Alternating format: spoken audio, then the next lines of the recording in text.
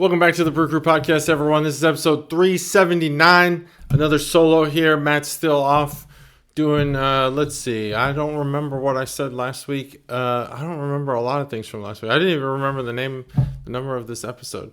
You know what Matt's doing? He's transporting donated goods to the people in need in the world, all over the world. He's Santa Claus, basically, but only for donated goods.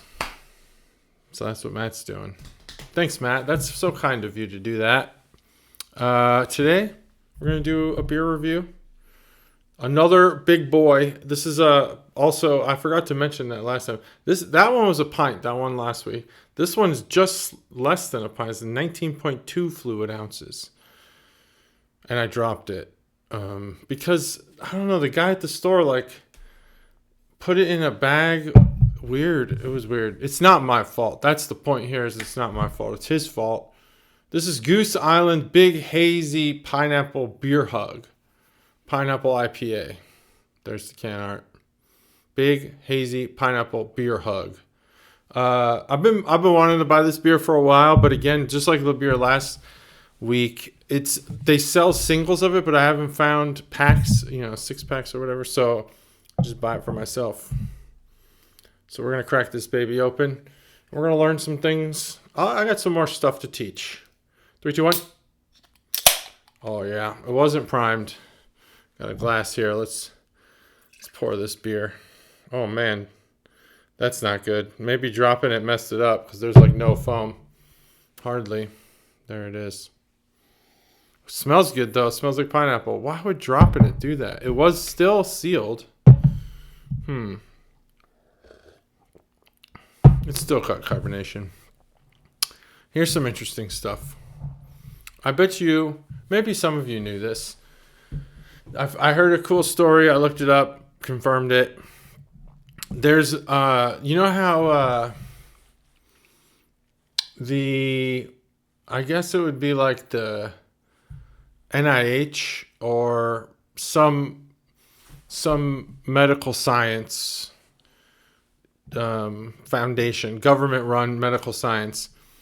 They keep a bunch of old diseases, like COVID and, swine flu and the plague or whatever in vials and somewhat. They do the same thing with hops, actually. There's a vault of hops, but only one hops. Yeast or hops. I think it's yeast. Yeah, it's yeast. My bad. It's with yeast. But anyway, here's the origin story. That's what I'm going to tell. I'm going to tell you guys the origin story of the yeast that they are saving in case we run out of lab-grown yeast, or in case beer ceases to be, brewed by modern methods. This is straight up pineapple.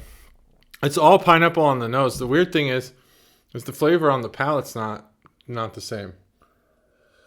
I wonder if this beer got skunked when I dropped it. It's been in the fridge the whole time though, so it's also a 9.9%, and that you get every bit of that. So it's weird beer. I wonder if it's my fault. Probably. Oh well. So there's a boat in 1797 that gets run aground in Tasmania Tasmania. And it sank. I guess it ran aground, took on water, and then sank. So it doesn't really make a lot of sense the way that's stated. And I didn't think about this when I read it for the first time. Running aground means that it ran aground. It ran into the ground. A lot of times you can run aground on top of a coral, or you can get too close to the shore and run aground. That's when your ship or your boat stops moving because you've hit the ground. But it sank. I don't know why they use words I think maybe it was someone who wrote this was trying to sound smart, and they used the wrong terminology. It basically was taking on water and sunk. at the bottom, right off the coast of Tasmania. It sat at the bottom of the ocean for a while. And on that boat, it was shipping goods of the time in the 1790s. Probably a lot of textiles and gold, maybe some herbs and spices. I don't know, but it also had beer. They had a bunch of beer on there. 31,000 liters of beer, and in bottles.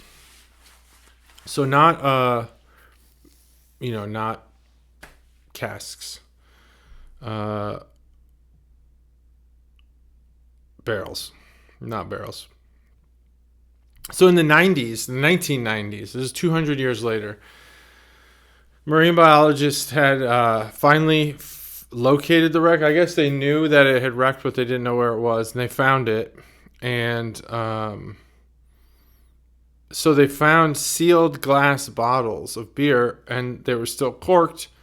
But what happened was that the majority of them had turned into what they describe here as seawater vinegar, which I did not look up. But I'm guessing it's, seawater seeps in, some beer seeps out. It mixes. It's not exactly perfectly seawater. It's not perfectly beer. It's seawater vinegar. But there was one bottle that had yeast physically still in it. And so that's interesting. So they found yeast. So they found this beer, and they found one bottle that it's still sealed perfectly, had yeast in it. And this scientist named Dr. Anthony Wright, he wanted to know if he could, if the yeast could survive that long underwater. And what it says here is, as kind of like a precursor or pre-knowledge to this fact. I think this beer's fucked up. Under extreme stress, which I would assume that the sea water was extreme stress, yeast can go into suspended animation. So, it could be basically Walt Disney'd. And so this scientist, Dr. Wright, he's trying to wake the yeast up. And he tried for years, apparently, by feeding it rehabilitation wort, or just nutrient-rich diet. And it worked. A unique extinct strain of ale yeast, or Saccharomyces cerevisiae, that's it, ale yeast, it started to divide. So it wasn't like today's yeast. This was pre-industrial strain of yeast, and it wound up producing flavors that had spice, dark chocolate, and red currant, tastes that hadn't existed on Earth since the French Revolution, apparently. That doesn't sound right. Because dark chocolate's been around forever. When I was a kid, I had dark chocolate, and I just came up with that. Maybe just in yeast is what they're probably talking about. So then all of this that goes, they got this yeast, and now it's dividing and it's multiplying. They're able to grow this yeast, this ancient-esque yeast. They're able to grow it, and in 2018, a major brewery, James Squire, partnered with Queen Victoria Museum to recreate the recipe of the original beer. And they used that resurrected yeast, which they call the great-great-grandfather of modern beer. And historical analysis, which analyzed the residue in the bottles to match the hops and grain from the 1700s. And so that's what they did. And then so I looked. So that's cool. So they recreated this beer, and it all exists. But here's the thing. I'm going to read this just verbatim because just summarizing this is tough. I don't want to bore everyone to death. When the scientists finished the project, they didn't just throw the yeast away. It's now kept in a high security yeast bank. Yeast Bank's a sweet name. There's a rapper name right there. Yeast Bank. Essentially a doomsday vault for beer, ensuring that if we ever lose our modern strains, then 1797 ghost ship yeast will be there to restart civilization. Pretty sweet story. I also have one more story. I don't really, this one I don't have down as much, but it's cool. So, I'll say this. There was a fungus called the downy mildew. And I don't want to read this whole story, but in the early 1900s, craft beer was basically at its doomsday. And they had this fungus called the downy mildew, and it killed a bunch of the East Coast hops, things that produce New England IPAs, IPAs in general, West Coast IPAs. And then throughout the 60s, the 1960s, all of the big beer companies started making basic beer that was more consistent than flavorful. Budweiser, Miller, and so the hops that they were using, called cluster hops, they were boring, so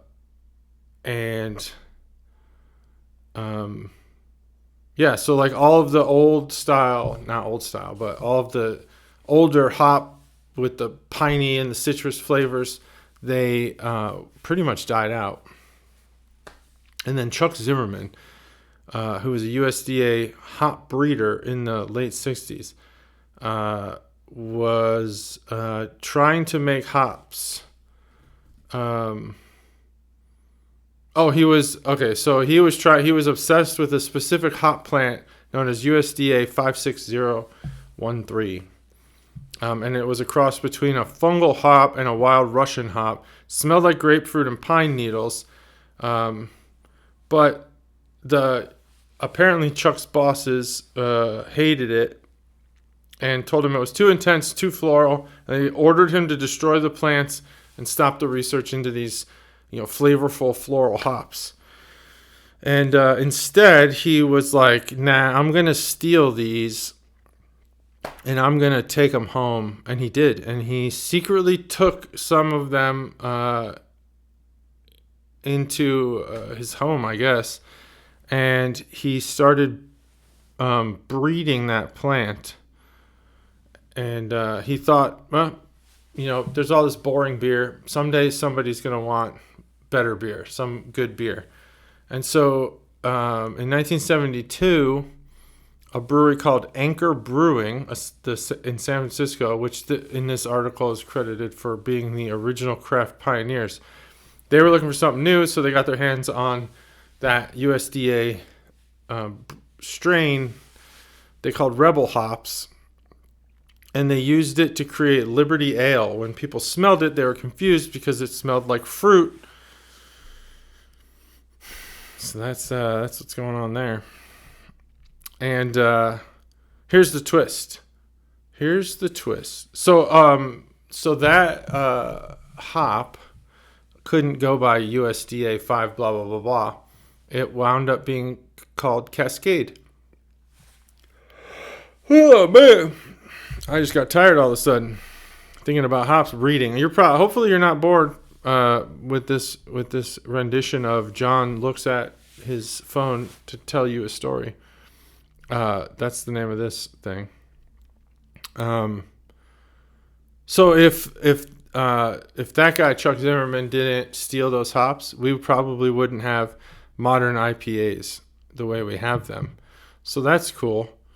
Here's why. Cascade hops have a massive concentration of myrcene oil. The C hops,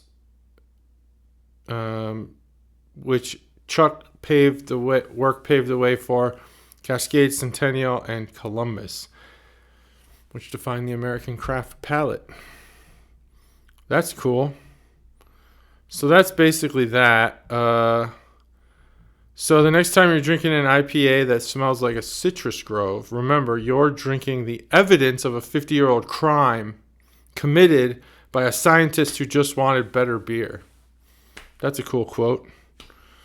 Chuck Zimmerman. Boom. Now you know. All credits to Chuck Zimmerman for all modern craft IPAs. So can art on this, pretty awesome. That's what drew me to it. Pineapple IPA. I think this beer's ruined. Smells great. Tastes like shit. So I'm going to have to give this beer a 1.25 because I'm going to give it a 1.0. It's pretty terrible, but I think it's my fault because I dropped it. But the can wasn't open, but something's definitely wrong with this beer. If this is how this beer tastes normally, it's bad. It's bad. It smells really good though, and it doesn't taste like it smells, so that's what's giving me an indication that this beer is not good. It's super bitter, super boozy, just not pleasant. There's no taste of pineapple on the palate. It's all in the nose. This beer's bad. It's bad. It is Goose Island though, so who knows? Maybe it is bad. I think it's because I dropped it. I gotta figure this out. I'm gonna go buy another one. It was cheap. It was like $2, so maybe that's also why it's bad. I had high hopes for this beer. 1.0, and hopefully you learned something today. So that's the episode. I wish I had more to tell you, but I think I said a lot. 17 minutes worth of content of you learning about shipwreck beer and rebel criminal beer and hops. That's what we do here. So thanks for joining me. Hopefully I'll have cooler stories next time. Yeah, that's it. See ya.